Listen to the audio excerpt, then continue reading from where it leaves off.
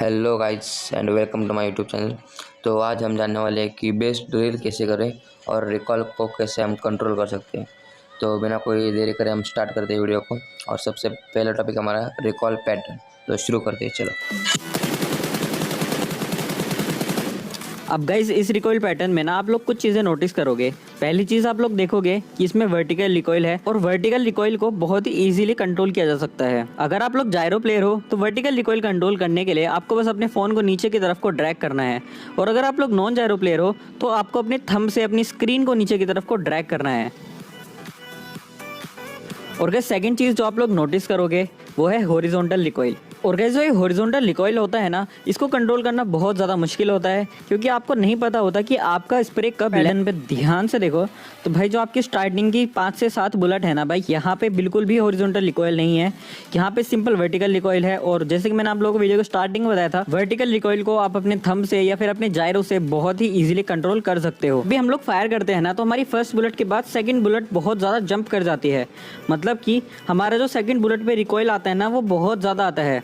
अभी गाइस आप लोग बैकग्राउंड में देख सकते हो, जब भी मैं फायर कर रहा हूँ तो मेरी फर्स्ट बुलेट के बाद मेरी सेकंड बुलेट पूरी ऊपर को जंप हो जा रही है।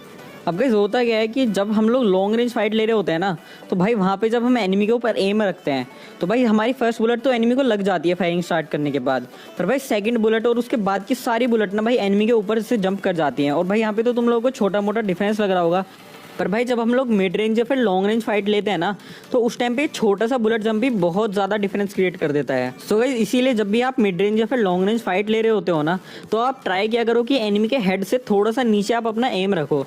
और भाई अभी आप लोग बैकग्राउंड में देख भी सकते हो, मैं यहाँ पे टारगेट की ना चेस्ट पे एम रख रहा हूँ और उसकी वजह से क्या हो रहा है, पहली बुलेट तो भाई मेरी चेस्ट पे लग रही है पर बाकी की सारी बुलेट्स ना भाई मेरे टारगेट के हेड पे लग रही हैं। और गाइस आप लोग यही चीज़ ना अपनी क्लासिक्स में भी कर सकते हो। अगर एनिमी आपसे मिड रेंज में होता है ना तो भाई आप लोग क्या किया करो, चेस्ट पे एम रखा करो, जिससे कि पहली बुलेट आपकी एनिमी की चेस्ट पे जाएगी, बाकी की सारी बुलेट्स आपकी एनिमी के हेड पे लगेंगी। और भाई अगर एनिमी ना बहुत ज़्यादा दूर है तुमसे तब तो तुम्हें भाई एनिमी के पैरों पे एम करके गोली मारनी है, ताकि भाई एक गोली एनिमी के पैरों पे लगे, बाकी की सारी ना बुलेट जंप होके भाई एनिमी के हेड पे लगे। और भाई अगर तुम लोग ऐसा नहीं करते हो और भाई एनिमी के हेड पे एम करते हो ना लॉन्ग रेंज में, तब भाई तुम्हारी एक गोली तो एनिमी के हेड पे लग जाएगी पर बाकी की तुम्हारी सारी बुलेट्स ना एनिमी के सिर के ऊपर से जाएंगी और मिस हो जाएंगी। तो चलो भाई अब मैं तुम लोगों को ट्रेनिंग ड्रिल्स बता देता हूँ जो जो तुम्हें प्रैक्टिस करनी है। और भाई तुम लोग ये ड्रिल्स ना एक हफ्ता प्रैक्टिस कर लेना, तुम्हारा स्प्रे ना भाई एकदम नेक्स्ट लेवल हो जाएगा। तो भाई सबसे पहले तुम्हें इस जगह पे आना है और भाई यहाँ पे आने के बाद ना तुम्हें 20, 40 और 60 मीटर के टारगेट ऑन कर देने हैं और मूवमेंट स्पीड 0 करके तुम्हें स्टार्ट कर देना है।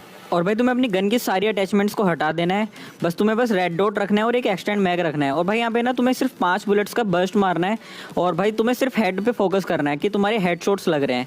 और भाई अगर तुम्हारा टारगेट डाउन नहीं हो रहा है 5 बुलेट में, इसका मतलब ये नहीं कि तुम भाई पूरा स्प्रे कंटिन्यू कर दो, बस 5 बुलेट मारना, फिर उसके बाद तुम दूसरे टारगेट पे एम शिफ्ट कर देना, फिर 5 बुलेट मारना, फिर दोबारा दूसरे टारगेट पे एम शिफ्ट कर देना। और भाई ये वाली ड्रिल तुम्हें मैक्सिमम 5 मिनट प्रैक्टिस करनी है, उससे ज़्यादा तुम्हें प्रैक्टिस नहीं करनी है। और भाई इसके बाद तुम लोगों को 90, 120 और 150 मीटर वाले टारगेट्स को ऑन करके मूवमेंट स्पीड 0 करके तुम लोगों को स्टार्ट कर देना है। और गाइस यहाँ पे ना तुम लोगों को रेड डॉट के साथ प्रैक्टिस नहीं करनी है, तुम लोगों को यहाँ पे बड़े स्कोप्स के साथ प्रैक्टिस करनी है। और गाइस जो मैंने आप लोगों को बताया था ना बुलेट जंप, उस चीज़ का आप लोगों को ध्यान रखना है। आप लोगों को ना भाई थोड़ा टारगेट्स के नीचे एम रख के फायर करना है, उससे ना आप लोगों को आइडिया आ जाएगा कि भाई कितनी दूरी पे कितना ज़्यादा बुलेट जंप होता है, कितना आप लोगों को नीचे रखना है अपना एम। और गाइस एक और चीज़ का ध्यान रखना है कि भाई यहाँ पे ना आपको सिर्फ बर्स्ट मारना है, 5 से 7 बुलेट्स का बर्स्ट होना चाहिए मैक्सिमम। और भाई यहाँ पे आपको कंटिन्यूस स्प्रे नहीं देना है क्योंकि यहाँ पे ना भाई आप वर्टिकल जो रिकॉइल होता है ना उसकी प्रैक्टिस कर रहे हो, हॉरिजॉन्टल रिकॉइल की प्रैक्टिस आप अगले ड्रिल में करने वाले हो। और गाइस एक और इंपॉर्टेंट चीज़, अगर आप लोग बैठ के स्प्रे मारते हो ना तो भाई यहाँ पे आपका बुलेट जंप बहुत कम हो जाता है और भाई आपका रिकॉइल भी बहुत ज़्यादा कम हो जाती है। तो भाई अगर आप लोगों के पास टाइम होता है ना तो भाई आप लोग पहले बैठ जाया करो और उसके बाद स्प्रे मारा करो। और भाई अगर आप लोग लेट जाते हो तब तो आपका रिकॉइल और भी ज़्यादा कम हो जाता है। सो इस थर्ड ड्रिल में आप लोगों को क्या करना है, आप लोगों को फिर से 90, 120 और 150 मीटर के टारगेट ऑन करना है और मूवमेंट स्पीड 0 कर देनी है। और भाई इस बार ना आप लोगों को कंटिन्यूस स्प्रे मारना है, तब तक मारना है जब तक भाई सामने वाला टारगेट गिर ना जाए। और भाई इस वाली ड्रिल से ना हमारी वर्टिकल रिकॉइल के साथ साथ हमारी हॉरिजॉन्टल रिकॉइल की भी प्रैक्टिस हो जाती है।